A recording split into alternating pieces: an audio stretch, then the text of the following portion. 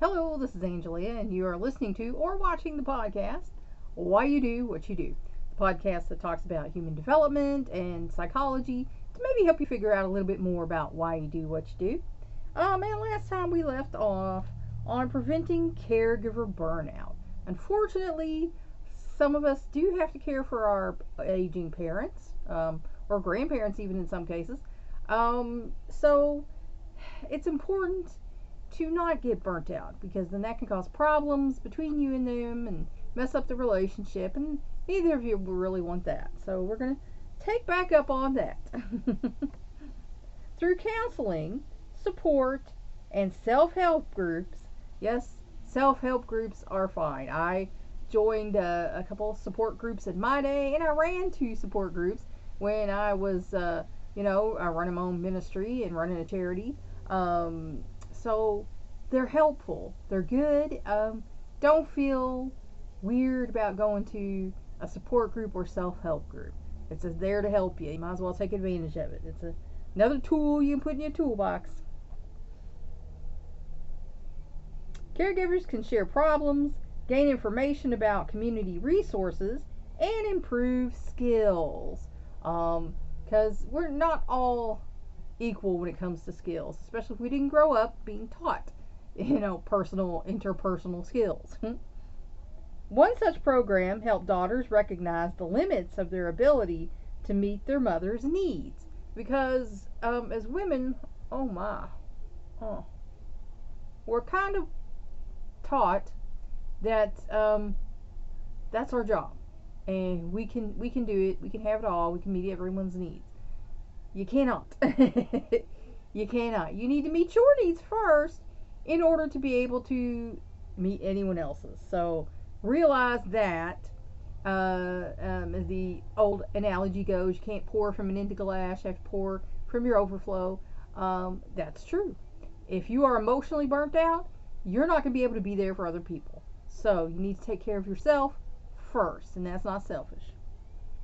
And the value of encouraging their mother's self-reliance. Now, we have a problem with my mother-in-law. She doesn't want to do anything by herself. She wants to rely on everyone else because she feels like I'm 90 years old and, I've done my thing. Y'all do for me now. But she was like that when I met her when she was young. So, she ain't fooling nobody. But sometimes elders are scared to do things for themselves. Especially if they have a fall or stroke or heart attack, and they feel like they're too weak and they're scared. But you can work with them, say, okay, we'll help you, but let's see some exercises. We want you back on your feet and healthy and everything. Like after my dad, had a bad fall and hurt his leg, and he had a walker and he was having problems walking and everything, but he did it. He did his physical therapy, and he had a walker in the house and was walking around with it, and now he doesn't need it anymore. So sometimes elders kind of catch attitude that this is it. Oh, this is it. But it's not it, especially if you work for it to not be it. Yes, you're going to fall when you get older. Yes, stuff's going to happen when you get older. But if you get back up and work, and make yourself back. When I was in 2004, I was in a wheelchair. That's how bad I was. My back was so bad. I mean, I couldn't stand to walk.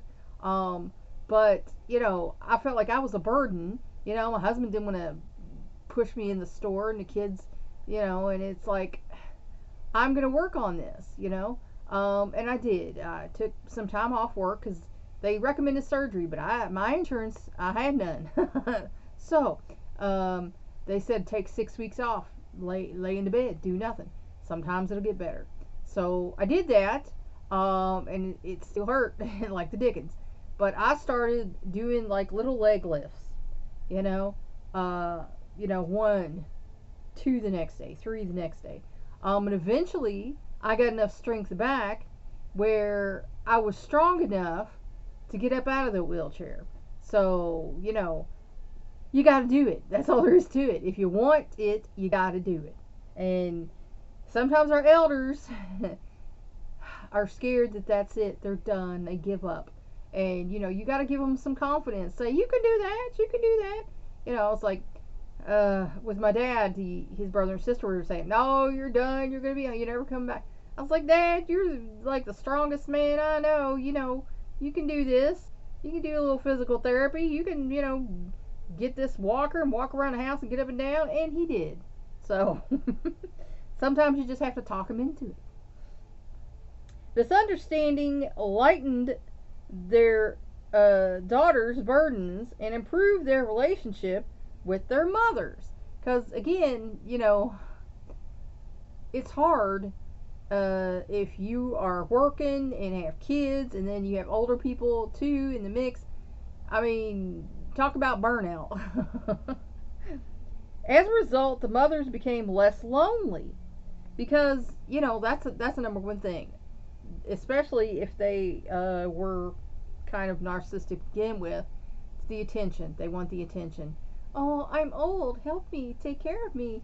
And then they're out running around. You catch them running around outside, and they're like, oh, help me get back to the house. I wasn't sure how I was going to be. No, you was out there running around the yard. You ain't fooling nobody. But, you have to know the difference between the acting, with some older people and what's reality. And sometimes that's hard to find out. A caregiver's Bill of Rights can help caregivers keep a positive perspective and remind them that their needs count too. And that's something that you can, make, or you can use this one. There's probably some online, but it's important that you realize you have rights too. It's not all about them and what they want from you, because they will guilt you.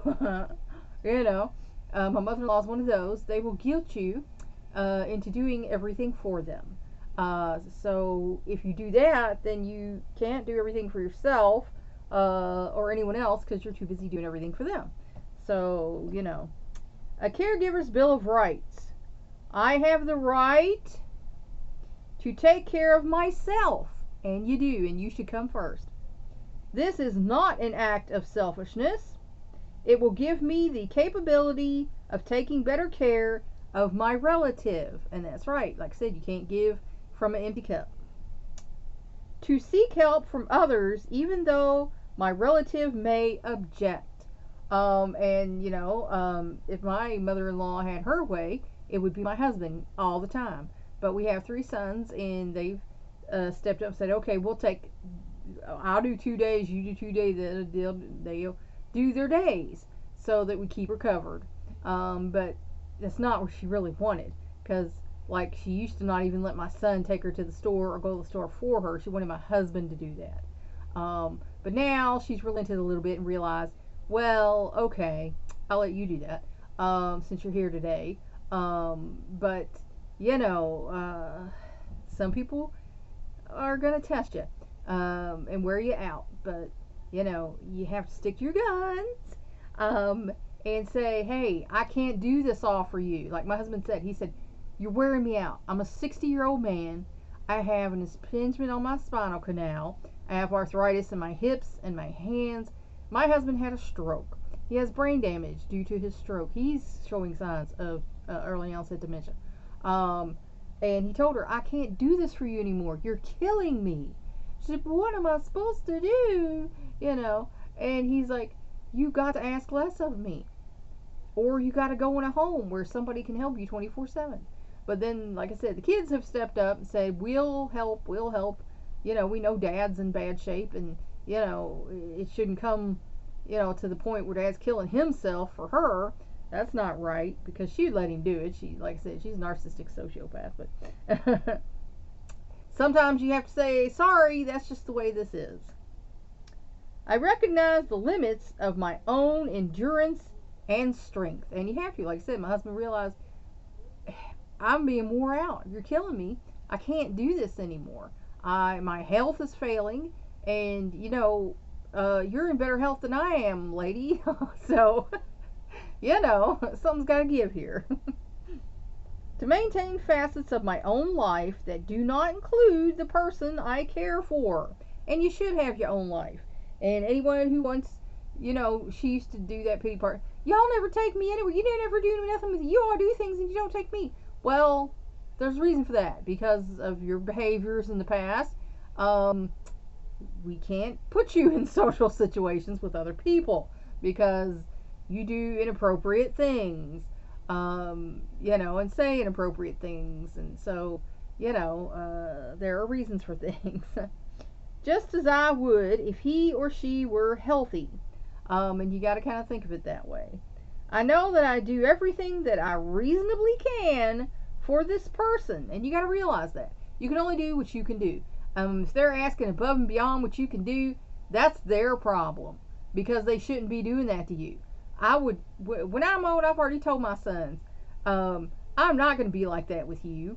And if I lose my marbles enough that I am to that point with you, just put me in a freaking home. Just do it, because I don't want to be that much of an imposition on you where I'm driving you nuts. So, I've already told them this. And I have the right to do some things just for myself. And you do, and you should. Because if you don't, you're going to get caregiver burnout. That's what we're talking about, preventing it. To get angry. Yes, sometimes you're going to get angry. They can make you angry, especially they know how to press your buttons. They're your parents. Be depressed, because sometimes it is depressing. It's like, I've got all this to do, and then I have to do this, and oh my gosh. Sometimes you do get depressed. And express other difficult feelings occasionally, because you have a right to.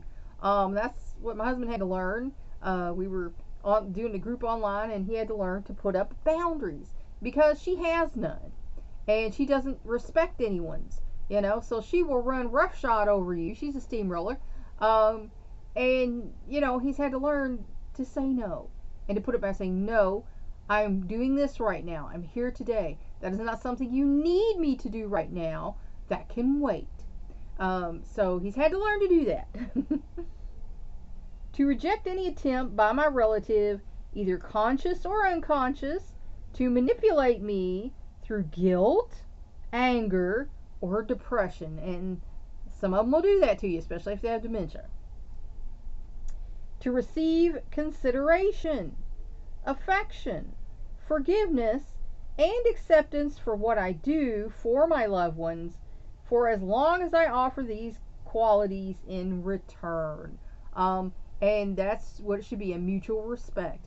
If you're doing something for them, they can respect you at least. To take pride in what I am accomplishing, and to applaud the courage it has sometimes taken to meet the needs of my relative. And I know my husband has grown emotionally as a person doing this for her, because, used to be, he was just like, she was the worst mother ever. She was just pure, selfishness. And, I don't even want to do a thing for her, to now he does what he can for her. And he even has, feelings of sorry for her when she really can't do a thing, and she's lamenting that and, stuff. So it has helped him. To protect my individuality and my right to make a life for myself that will sustain me in the time when my relative no longer needs my full-time help. And, that kind of happened with me. Like I said, my mom said, quit your 9 to 5 and, stay and help me. And, then in your spare time, you can have time to work on your, ministry and charity and things. And then my mother passed away. And so I went through a little phase for a little while. It's like, well, I quit mostly because I was having problems with my back. I couldn't go to work and sit there in that chair all day and then drive home. I was having back spasms going, down Hurstbourne Lane. And I had to pull over into shopping center, and this happened about 3 times. And then I had decided then, it's like I was going to have to tell my boss, who is my friend, I can't do it anymore. I just can't. And then this happened, and my mom gave me this opportunity, so I was like, yes, this is what I'm going to do. So then after that, I was kind of wondering, like, well, should I try and go back to the office and work? She said she offered me work from home, but it's like, another person came in, kind of screwed up her office pretty bad. I came in twice. She paid me as a consultant. She paid my consulting fee of $50 an hour that I was charging for psychological consulting. She paid me that fee to come in and help her, show her how to run her office like I did. And I was like, well, I'll do this for you. But I realized I didn't want to do that anymore. That was her baby. And even if she allowed me to come in and do things like I was doing, that still was taking time away from me building, what I was building. So, it kind of put me in a situation where I had to make some, choices of things. I know I chose rightly. My bank account, maybe not, it doesn't know, but, that's why I say at the end of these things, if you want to help me out, I only make a few hundred or a few thousand a year. So anybody watching this who thinks I'm bringing in the dough here on YouTube, I would have to be stupid to bring in the dough on YouTube. And by that, what I mean is if I was doing stupid stuff and throwing things around and testing things and being silly, I would make more money. I would probably be making millions of dollars like these guys. My son watches some of these guys and they do crazy things online, and I'm like, why? And he's like, because it's funny and they make money. And I'm like, well, yeah, I see that, but yeah, I'm not doing that. I'm me. I don't have weird, silly things to offer. I'm weird and silly enough. So to expect and demand that as new strides are made in finding resources to aid physically and mentally impaired older persons in our country, similar strides will be made towards aiding and supporting caregivers. And that needs to happen because, the powers that be really don't care about you in your life. They care about the fact you're taking care of this old person. And if you're not, they can say, oh, neglect. But it's like, but wait, I have this life. I have to work. I have kids I'm raising. How? I can't. And that's why I say, if you can't, you literally can't, call for help. You need to call for help. Put them, everybody hates that idea, to put them in a home or have a home health aide come. We try to talk her into that, but, oh, well, I got a whole family. Why should I do that? Well, because your whole family is still young. You had them, when you were older, and they're all still working, and, it's a thing. So, to add your own statements of rights to this list, and then read that list aloud to yourself every day. And that's a good way to deal with, not getting burnt out taking care of your elders. Recent research has challenged the prevalence of the sandwich generation. Studies in the United States, Europe, and Canada have found relatively few middle-aged adults sandwiched between caregiving, work, and dependent children. And that's usually because people are waiting, and living longer. So, as children generally have left the nest before the need for caregiving arises. And that's in most cases, but not all. Furthermore, while row conflicts is undeniably can bring severe stress, which of course it can, that is not necessarily the case. Some caregivers flourish in multiple roles, but not everybody does. Particular circumstances and contexts make a difference. Of course, like I say, everybody's different. Each situation is different. As do the attitudes individuals bring to the task. And that has a lot to do with it. If you begrudgingly do it, you're not going to be happy with it, and probably neither are they. Caregiving can be an opportunity for growth if a caregiver feels deeply about a parent and about family solidarity. And like I said, there's parts of my family that are very codependent, and that's just assumed that that's going to happen, so that's what's expected of you. So again, if you didn't grow up in a family where you're close to anybody, there's not going to be that feeling. Look at caregiving as a challenge and has adequate personal, family, and community resources to meet the challenge. And that's not always the case. because, if you don't have a lot of personal resources, then you're already drained. If you don't have a lot of family, then the burden falls on you. And community resources are good if you can find them. But you have to search. No one's going to drop them in your lap and say, oh, hey, you need this. That would be great, but, it doesn't really happen that way. Relationships with siblings. Relationships with siblings are the longest lasting in most people's lives, and that's assuming your siblings stay living where you're living. About 85% of middle-aged Americans have at least one living sibling, and I have a brother and a half-sister. And most siblings remain in contact. Sisters especially stay in touch and stand ready to help each other. Now, my situation, I am not in contact with my brother. I don't even have his phone number. I've asked his wife for it a couple of times, and I talked to him about it, and I haven't gotten it. And my dad, was like, oh, I think it's just the same number as hers. And so,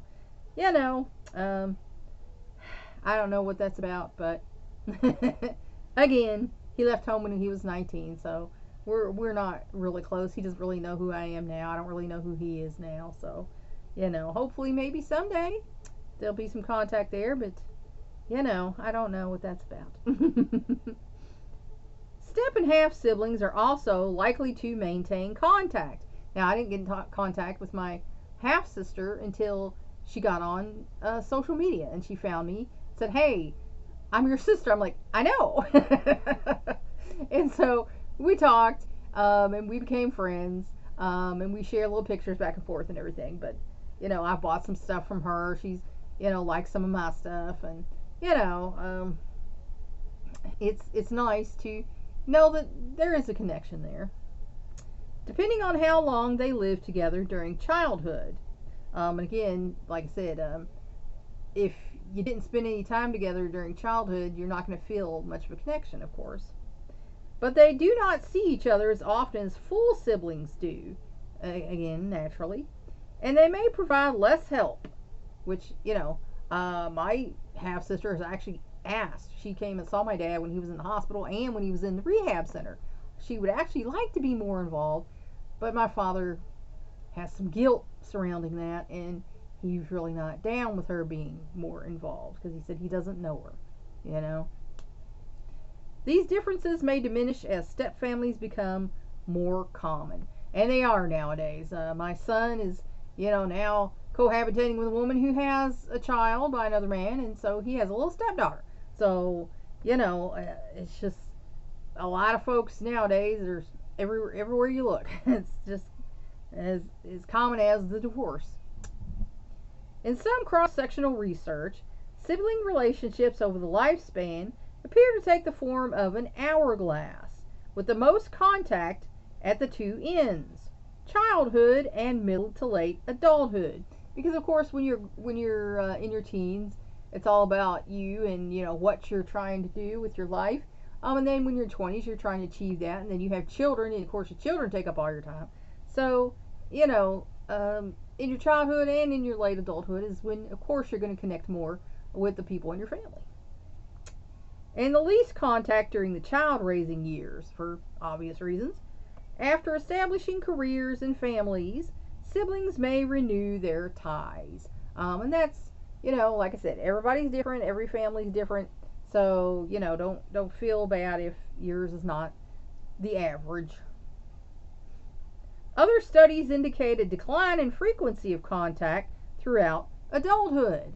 And again, as friends and co-workers and people kind of move into your life, the sibling may not have as much in common with you as them, and they may be kind of moving out of your life. Sibling conflict tends to diminish with age, and at least it should. Perhaps because siblings who do not get along with each other see each other less. And that just makes common sense, doesn't it? Relationships with siblings who remain in contact are important to psychological well-being in midlife. Because it is good, to know you have a brother or sister who's there, that you could talk to if you wanted to. Though their importance relative to other relationships, such as friendships, may rise and fall from time to time. Because, like I said, you might have less in common with your sibling than you would with your friends. Sibling relationships seem to serve somewhat different purposes for men and women. For women, positive feelings towards siblings are linked with a favorable self-concept, because you should love your brothers and sisters. For men, with high morale. So, men might think it's more of an accomplishment to have a good relationship with their siblings, whereas a woman is, thinks that's a good thing to do. The more contact both men and women have with their siblings, the less likely they are to show symptoms of psychological problems. So that just kind of goes along with the whole antisocial thing. If you have a problem getting along with people in interpersonal relationships, you're not going to get along with your siblings either. So, that's a sign of some psychological problems if you have problems getting along with folks. Dealing with the care of aging parents brings some siblings closer together, but causes resentment and conflict among others. That's something that my husband has said about his brother. It's like, well, he's up in there in Missouri, got power of attorney. He's making all the decisions while I'm sitting here doing all the work. So, sometimes that's how it feels. The quality of a sibling relationship during the early years, cooperative or conflictual, may affect the way adult siblings handle such issues. And again, if you didn't have the best relationship growing up, you're not going to have the best relationship as adults. That's just a fact of life. So, if you can remember to talk to each other, normally talk to each other, there shouldn't be attacking, there shouldn't be, finger pointing, blaming, escalating, and drama. That's one of my pet peeves, the drama. I hate drama. So talk to each other. Learn to talk to each other as human beings and not get all weird and, defensive and competitive and things that brothers and sisters do. Disagreements may arise over the division of care or over an inheritance.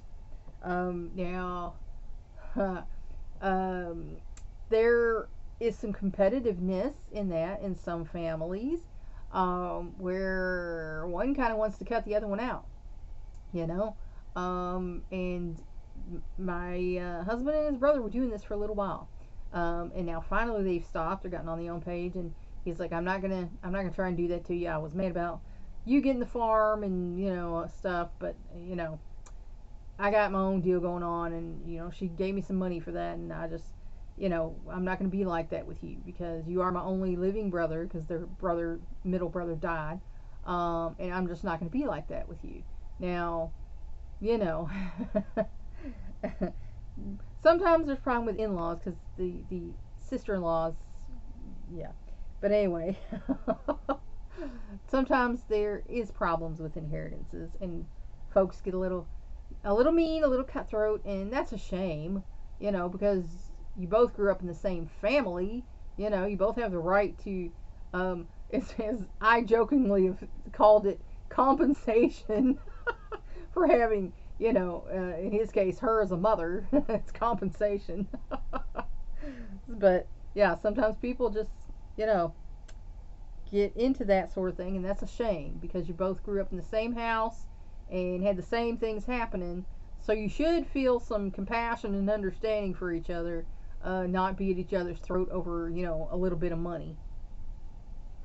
Especially if the sibling relationship has not been good.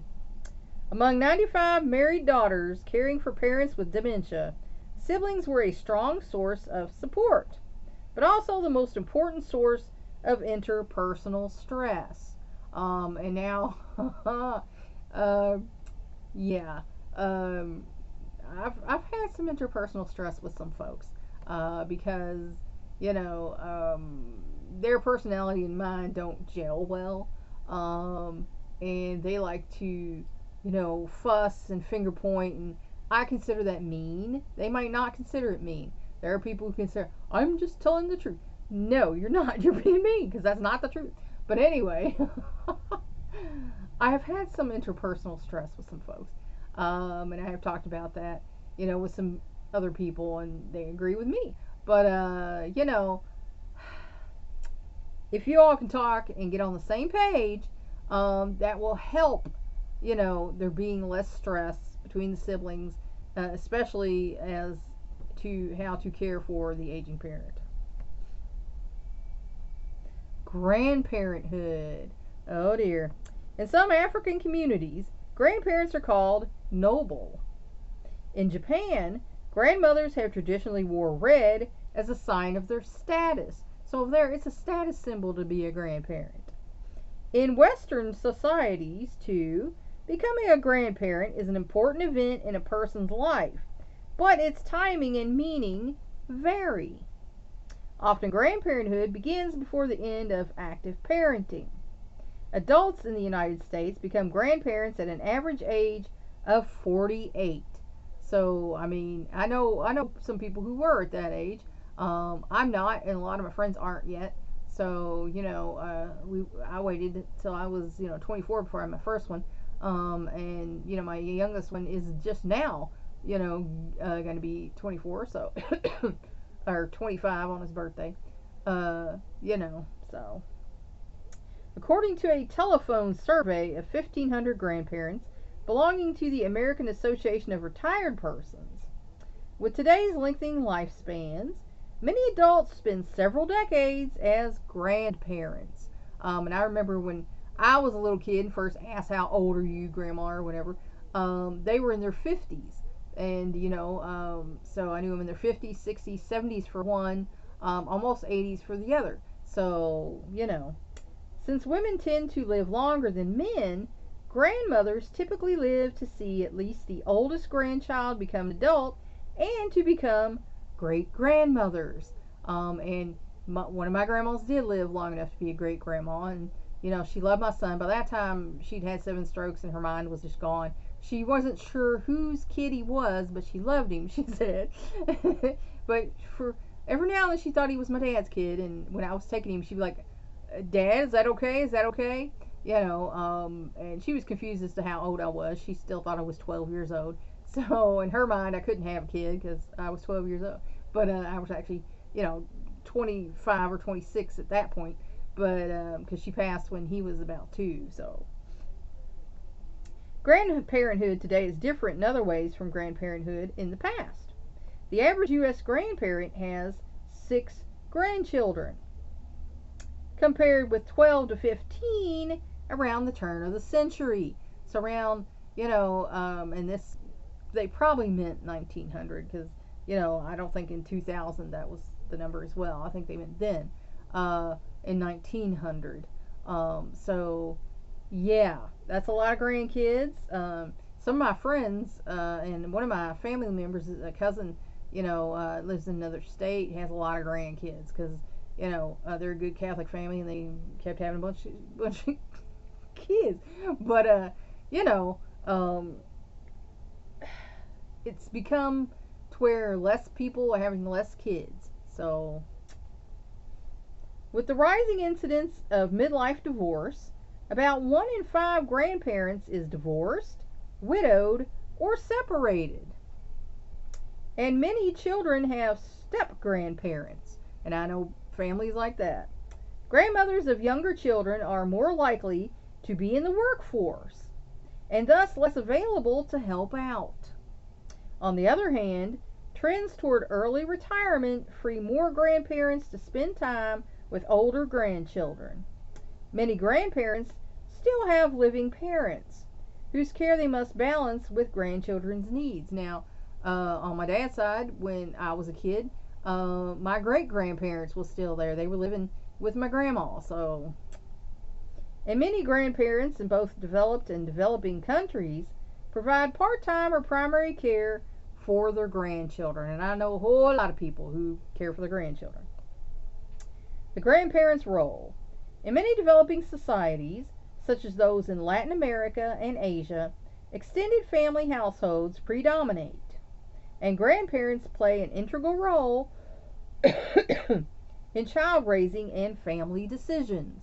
And I had a friend who was from China, and he had a business here, and he actually went back. He said, I'm not a fan of America, because of the way people are. People are mean and they treat each other badly, and I just don't like it. But he and his family members who had come here and were starting businesses, he had 22 people living in the house. And some were grandparents, and a great grandma. So they were all living in the same house. And he said that's how it's done. He said they all live in the same house. That's why they had to get a big house. He said they bought a big house out in the nice end of town with several bedrooms.